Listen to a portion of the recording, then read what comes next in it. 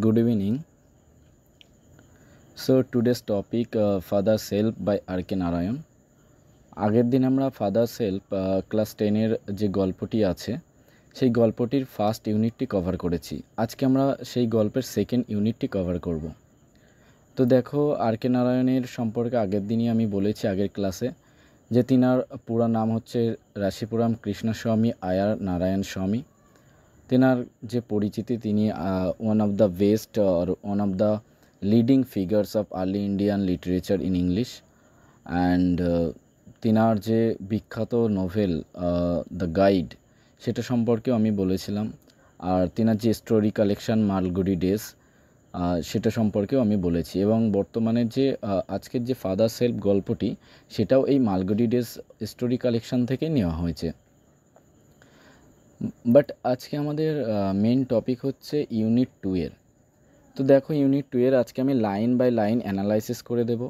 পাশে word vocabulary দেওয়া আছে বা ওয়ার্ড নোটস দেওয়া আছে, তোমরা এখান থেকে নোট ডাউন করে পড়তে পারবে। দেখো, আমি আজকে গল্পটা পুরো সহজ সরলভাবে বুঝিয়ে দেব তোমাদেরকে, লাইন বাই লাইন। কিন্তু পুরো ভিডিওটা দেখলে তবেই তুমি বুঝতে পারবে। তো দেখো, স্বামী আচ্ছা, আগের দিনের যে ফার্স্ট ইউনিটে হয়েছিল সেটা একটু বলে নিই। যে ফার্স্ট ইউনিটে আমরা দেখেছিলাম যে স্বামী কিভাবে একের পর এক যুক্তি দেখাচ্ছে যাতে তার স্কুলে যেতে না হয়। সে হঠাৎ করে দেখলো যে এটা সোমবার, তাকে এখন স্কুলে যেতে হবে, তাই সে কাঁপছিল। তারপরে সে তার বাবাকে মিথ্যা বলল বা বলার চেষ্টা করছিল, বিভিন্ন যুক্তি দেওয়ার চেষ্টা করছিল যে যাতে তাকে স্কুলে যেতে না হয়। আজকের ইউনিট 2-তে আমরা দেখব যে তারপরে কি হয়েছিল। তো দেখো, Swami hope that with this his father would be made to see why he must avoid school for the day. তো স্বামী হোপড মানে আশা করলো, এটা পাস্ট ইনডিফিনাইট টেন্স। স্বামী আশা করলো যে, দ্যাট মানে যে, উইথ দিস এটার সঙ্গে, his father would be made তার বাবা ডিসিশন নেবে বা তার বাবার মনে হবে যে, টু সি দেখতে, why he must avoid school for the day, আজ কেন স্কুলে অবশ্যই যেতে হবে না। তো অ্যাভয়েড মানে এড়িয়ে যাওয়া, কেন আজ স্কুলটাকে এড়িয়ে যাওয়া উচিত, বা কেন স্বামীর আজকে স্কুলে যাওয়া দরকার নেই বা যেতে হবে না, তার কারণটা তার বাবা নিশ্চয়ই বুঝতে পারবে, এটা স্বামী আশা করেছিল। But father's behaviour took an unexpected turn. কিন্তু তার বাবার যে বিহেভিয়ারটা, তার বাবার যে চরিত্র বলতে এখানে ব্যবহার আর কি, তার বাবার ব্যবহারটা হঠাৎই, টুক মানে নিল, অ্যান আনএক্সপেক্টেড টার্ন, একটা অপ্রত্যাশিত মোড়। টার্ন মানে এখানে মোড়, ঠিক আছে, একটা অপ্রত্যাশিত মোড় নিল, অর্থাৎ যেটা স্বামী আশা করেনি সেরকমই একটা ব্যবহার স্বামীর বাবা করলো। সেটা কি দেখি। He proposed to send a letter with স্বামী টু দ্য হেডমাস্টার। তিনি প্রস্তাব দিলেন, টু সেন্ড আ লেটার, একটা লেটারকে পাঠানোর জন্য। সেন্ড মানে পাঠানো, এ লেটার মানে চিঠি, একটা চিঠি পাঠাবে কোথায়, উইথ স্বামীকে দিয়ে, উইথ মানে দিয়ে। তোমরা জানো যে উইথ প্রিপোজিশনের মানে 4টে হয়, দিয়ে, নিয়ে, সঙ্গে, সাথে। তো এখানে দিয়ে, তো স্বামীকে দিয়ে একটা চিঠি পাঠাবে কোথায়, টু দ্য হেডমাস্টারের কাছে। No amount of protest from Swami would make him change his mind. এবং স্বামীর কোনো রকম মানে এখানে নো অ্যামাউন্ট বলতে কোনো রকম তার আবদার বা কোনো রকম তার বলা কথা স্বামীর বাবার মনকে পরিবর্তন করতে পারলো না। তো নো অ্যামাউন্ট অফ প্রোটেস্ট, কোনো রকম প্রোটেস্টই বা প্রতিবাদী ফ্রম স্বামীর থেকে কোনো রকম প্রতিবাদ বা কোনো রকম অজুহাত বা কোনো রকম আবদার would make him change his mind, তার মনকে চেঞ্জ করলো না। এই নো আছে তাই এটা চেঞ্জ করলো না হবে। এই উডের পরে কোনো নট নেই, কিন্তু এই বাক্যটির মানে নেগেটিভ হবে, because the first no is mentioned. Okay, so then দেখো পরের প্যারাটা। By the time Swami was ready to leave for school. এবং সেই সময়ের মধ্যে স্বামী কী করলো, স্বামী দেখলো যে আর উপায় নেই, বাবা চিঠি লিখে দিয়েছে স্কুলে যাওয়ার জন্য, গিয়ে হেডমাস্টার মশাইকে দিতে হবে, সো আমাকে স্কুলে যেতে হবে। তাই জন্য স্বামী কী করলো, সময়ের সাথে সাথে ও স্কুলে যাওয়ার জন্য রেডি হয়ে নিল। Swami was ready to leave for school, স্কুলের জন্য লিভ মানে ত্যাগ করা, এখানে ছেড়ে যাওয়া হবে, যে স্কুলের জন্য বেরিয়ে পড়লো। Father had composed a long letter, তার মধ্যে তার বাবা কি করে ফেললো, একটা লম্বা চিঠি লিখে ফেললো। বা ফাদার হ্যাড কম্পোজড, এখানে কম্পোজড মানে কোনো কিছু রচনা করা বা লেখা। তো তার বাবা একটা লম্বা চিঠি লিখে ফেললো টু দ্য হেডমাস্টার, হেডমাস্টারের প্রতি, টু মানে প্রতি হয়, হেডমাস্টারের প্রতি। He put it in a envelope and sealed it, তো সে এটাকে পুট মানে রাখা, সে এটাকে রাখলো, হি পুট ইট সে এটাকে রাখলো ইন অ্যান এনভেলভ, এনভেলভ মানে চিঠির খামটাকে বোঝায়, ঠিক আছে। তো একটা চিঠির খামের মধ্যে রাখলো, অ্যান্ড সিল্ড ইট এবং এটাকে মুড়ে দিল। হোয়াট হ্যাভ ইউ রিটেন, তুমি কি লিখেছো? ফাদার, বাবা, বাবা তুমি কি লিখেছো? স্বামী আস্কড, স্বামী জিজ্ঞাসা করলো। তো স্বামীর মনে না সবসময় একটা কৌতূহল আছে, আর এই কৌতূহলের কারণ হচ্ছে সে কিছুটা মিথ্যা বলেছে। আমাদের দেখবে কেউ যদি মিথ্যা বলে তাহলে তার মনের মধ্যে সবসময় একটা দোলাচলা চলতে থাকে। তো এখানে আমরা স্বামীর মধ্যে সেটা দেখতে পাবো। তো স্বামীর দেখো, আচ্ছা আমি বারবার স্বামী বলছি বিকজ ইংলিশ প্রোনাউন্সিয়েশন মানে স্পেলিংটা মনে রাখার জন্য আমি ওরকম বলে ফেলি, বাট তোমরা স্বামী বলতে পারো বেঙ্গলিতে, ঠিক আছে। তো what have you written father, তুমি কি লিখেছো বাবা? স্বামী আস্কড অ্যাপ্রিহেন্সিভলি, স্বামী সেটাকে জিজ্ঞাসা করলো উদ্বেগের সাথে। অ্যাপ্রিহেন্সিভলি মানে উদ্বেগের সাথে। নাথিং ফর ইউ, এটা তোমার জন্য নয়। নাথিং ফর ইউ, তোমার জন্য কিছুই নয়। নাথিং মানে কিছুই নয়, তোমার জন্য নয়। Give it to your headmaster, এটা তুমি তোমাদের হেডমাস্টারকে গিয়ে দাও। And go to your class, তুমি তোমার ক্লাসে চলে যাও।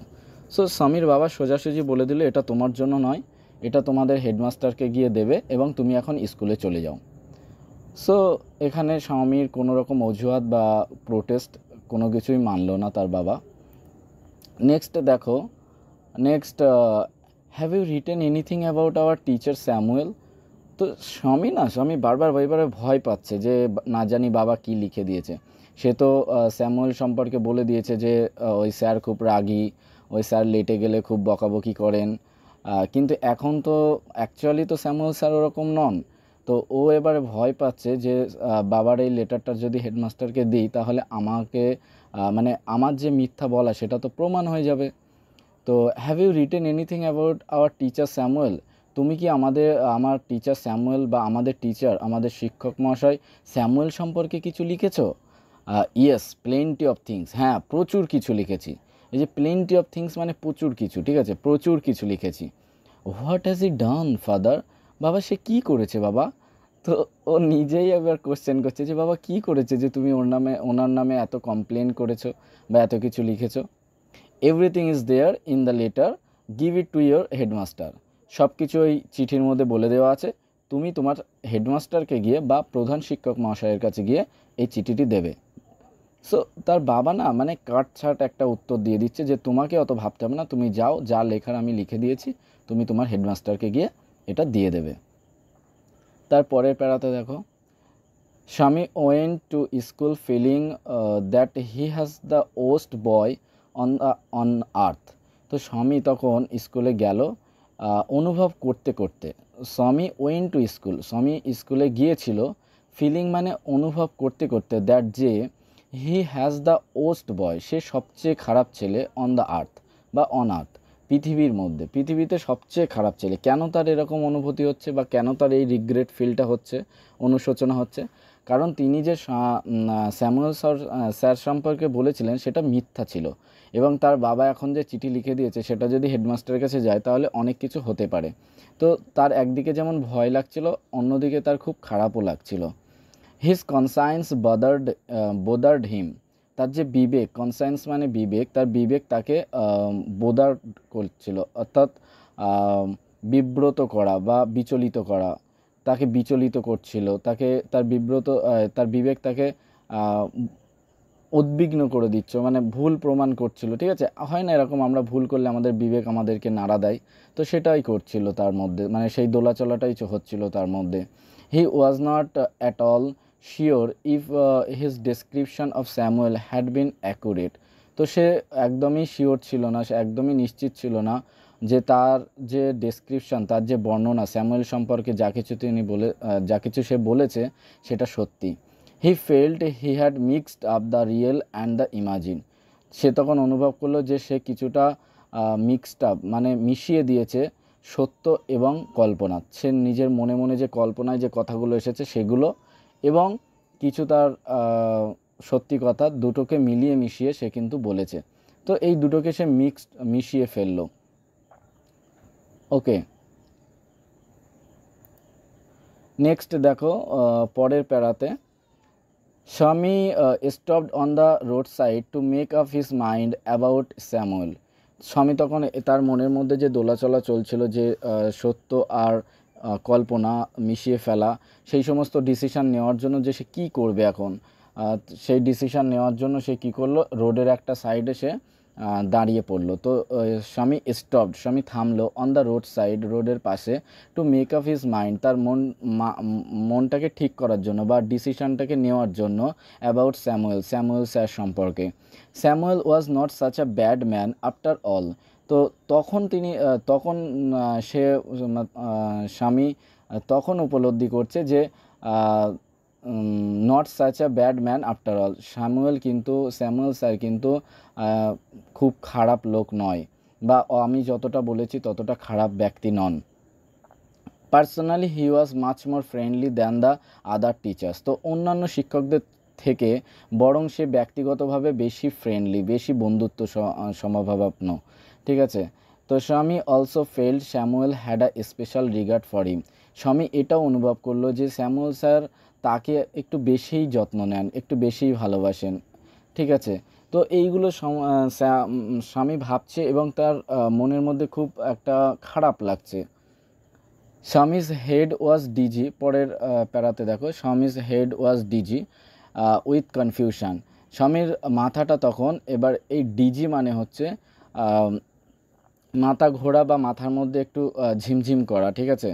তো স্বামীর মাথাটা তখন ঝিমঝিম করতে লাগলো, কিসের দ্বারা, উইথ কনফিউশন, বিভিন্ন ধরনের মানে দোলাচলার দ্বারা। কনফিউশন মানে কি, বিভ্রান্তি বা গোলমাল। তো সেই সমস্ত দোলাচলা বা গোলমালের দ্বারা তার মাথাটা এবার যন্ত্রণা হতে লাগলো বা ঝিমঝিম করতে লাগলো।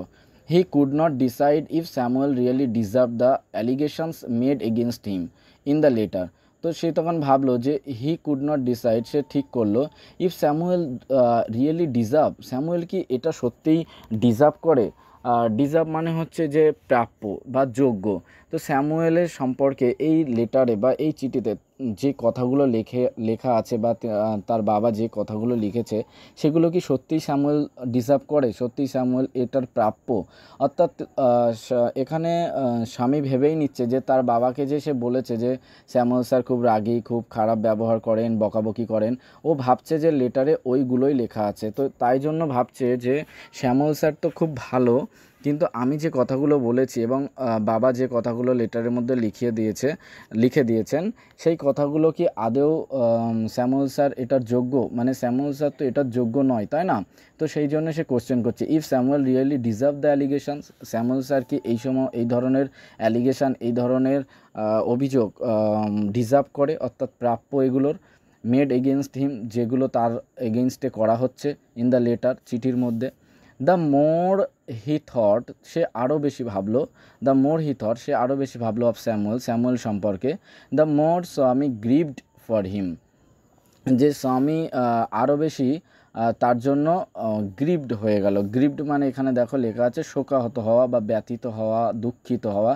তো স্বামী তখন সেই স্যামুয়েল স্যারের জন্য আরও বেশি দুঃখিত হলো। To recall Samuel's dark face, তখন সে স্যামুয়েল স্যারের যে অন্ধকারাচ্ছন্ন মুখটা বা একটু কালো মুখটা মনে পড়লো। হিজ থিন মুস্ট্যাক, এবং তার সরু যে গোঁপটা ছিল সেটা মনে পড়ছে। আনশেভেন চিক মানে দাড়ি গোঁপ না কাটা গাল, ঠিক আছে। তো আনশেভেন চিকটার কথা মনে পড়ছে, অ্যান্ড ইয়েলো কোট, সেই হলুদ কোটটার কথা মনে পড়ছে, ফিল্ড স্বামীনাথন উইথ সরো। এই সমস্ত জিনিস অর্থাৎ স্যামুয়েল স্যারের সেই সমস্ত বিষয়, তার ডার্ক ফেস, তার মুস্ট্যাক, তার আনশেভেন চিক, ইয়েলো কোট, এগুলো মনে করছে, এবং এই মনে করা এইগুলো স্বামীনাথনকে ফিল্ড মানে পূর্ণ করা বা পরিপূরণ করা। তো স্বামীনাথনকে ভরিয়ে দিচ্ছে বা পূর্ণ করছে কি দিয়ে? উইথ সরো, দুঃখ দিয়ে। অর্থাৎ তার সেই স্যামুয়েল স্যার সম্পর্কে মনে করা কথা তার পুরো দুঃখ দিচ্ছে, যে আহারে স্যার কত ভালো, আর আমি স্যারের সম্পর্কে এই খারাপ খারাপ কথা বললাম, আর বাবা সেগুলো লিখে দিল চিঠির মধ্যে, এখন আমি স্যারকে হেড স্যারকে গিয়ে দেব, আর কি না জানে কি হয়ে যাবে। তো এইগুলো নিয়ে স্যামুয়েল একদিকে রিগ্রেট ফিল করছে, অনুশোচনা হচ্ছে, খুব খারাপ লাগছে, অন্যদিকে একটু ভয় লাগছে। তো এই ছিল একটা ছোট্ট ছেলের গল্প, আমরা সেকেন্ড ইউনিটে পড়ে ফেললাম। আশা করি তোমাদের গল্পটা খুব ভালো লাগছে, এবং স্যামুয়েলের গল্পটা সত্যিই আমাদের অনেকের জীবনে ঘটে থাকে। আমরা অনেক সময় অনেক স্যার সম্পর্কে যা বলি সেটা সত্য নয়, তো এটা অনেকটা রিয়েলিটির সঙ্গে অনেকটা ম্যাচ করে, তাই না? এর পরের দিন আমরা ইউনিট 3 বা থার্ড ইউনিটটা কমপ্লিট করব। এছাড়াও যা প্রশ্ন উত্তর আছে সেগুলো তোমরা চাইলে কমপ্লিট করিয়ে দেবো। এছাড়াও অন্যান্য চ্যাপ্টারগুলো কমপ্লিট করব, ইম্পর্টেন্ট কোশ্চেন বলে দেবো। তোমরা শুধু আমার চ্যানেলটিকে ফলো করো, ভিডিওগুলো দেখতে থাকো, আর কমেন্টে তোমাদের যা ডিম্যান্ড আছে সেগুলো বলতে থাকো। I hope I will help you so much. দেখো তোমরা কতটা হেল্প আমার কাছ থেকে পাও। I'll give my best. Okay, so thank you for watching my channels. Thank you.